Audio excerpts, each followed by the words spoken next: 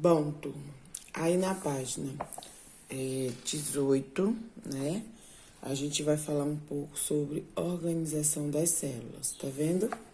Então, a gente vai conhecer como é que as células são organizadas.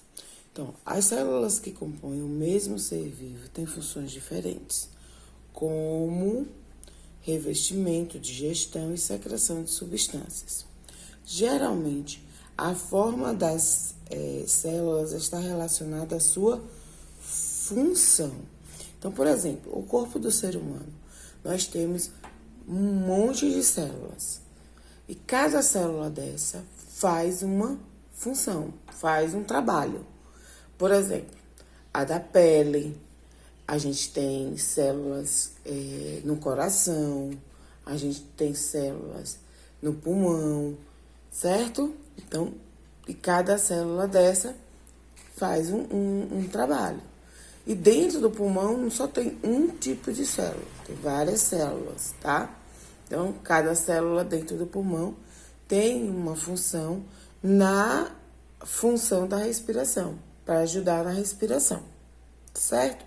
Então, aí vocês estão vendo, ó, isso aí é uma foto, ó, de um esquema que representa os diferentes formatos de células que compõem o revestimento da superfície do corpo, que é o que? A nossa pele.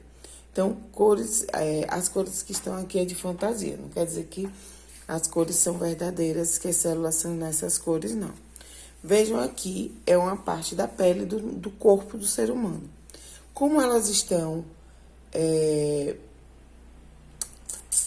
distribuídas, organizadas. Células mortas, que são essas aqui, vejam o desenho delas. Células achatadas, muito próximas umas das outras, ó. O formato das células é a correta no nosso corpo, só as cores que não são, tá? E essa daqui são as células em formas de cubo, ó. Ó, várias células que têm diferentes funções. Em grande parte dos organismos pluricelulares, as células estão organizadas em estruturas diferentes que garantem o funcionamento do organismo como um todo. Então, aqui, ó, só numa parte do nosso corpo, que é a pele, né? Que é a pele, nós temos três tipos de células, cada uma de um formato e organizada de uma forma diferente, certo? E cada uma tem uma função diferente, certo? Aí na página 18, vocês podem, 19 quer dizer, desculpa, nós temos a composição do organismo. Então vejam, as células podem apresentar diferentes formas, tamanhos e funções.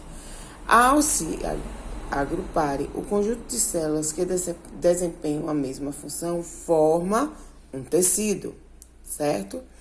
Tecidos diferentes, com funções específicas, mas que atuam juntos, formam um órgão. Então, o que é que acontece? Uma junção de células, a gente vai formar um tecido. Não é tecido de roupa, não, tá? É conhecido como tecido. Um conjunto de tecido, a gente vai ter um órgão, tá?